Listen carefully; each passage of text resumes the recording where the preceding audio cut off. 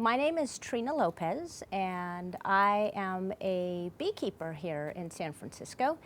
I have been beekeeping for about 3.5 years, and I got involved in beekeeping just out of wanting to do some type of urban homesteading. Bees are a great thing to be able to have in San Francisco.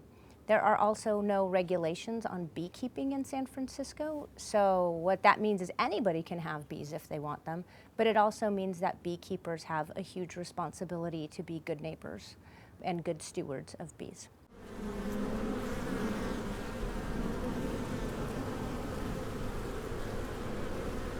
One of the main challenges facing honeybees is that there was a mite called the Varroa destructor mite, and the European honeybees, which are the honeybees that we have in the United States, don't have natural defenses against this parasite.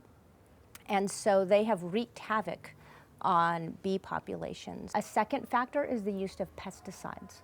What can happen is that pesticides can weaken the immune systems of bees.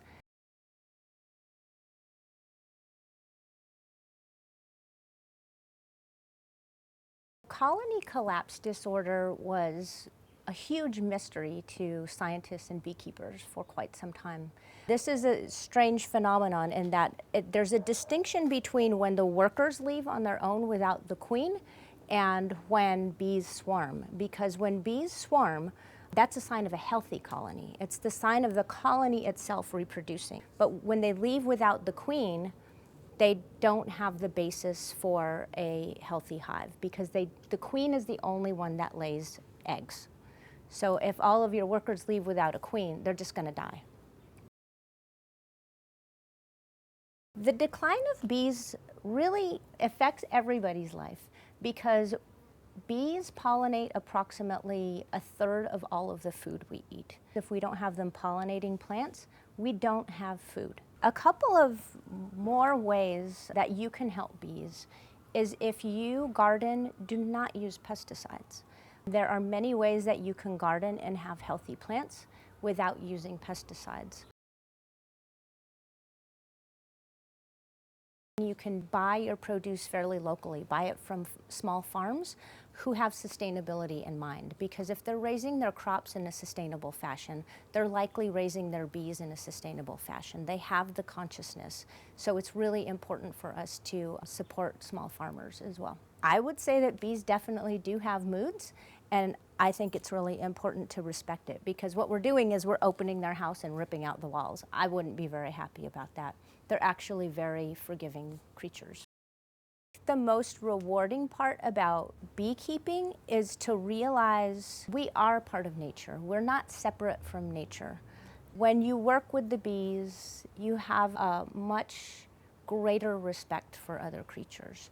You see all of the work that they do to sustain themselves. There's an intelligence that has developed over millions of years that they have. I mean, they've been in existence for longer than we have.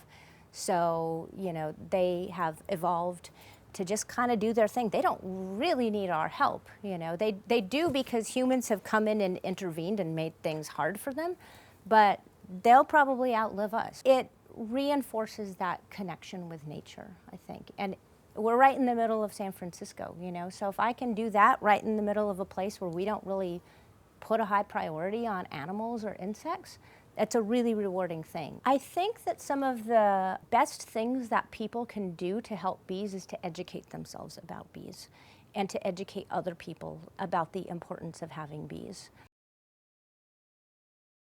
You could consider becoming a beekeeper yourself.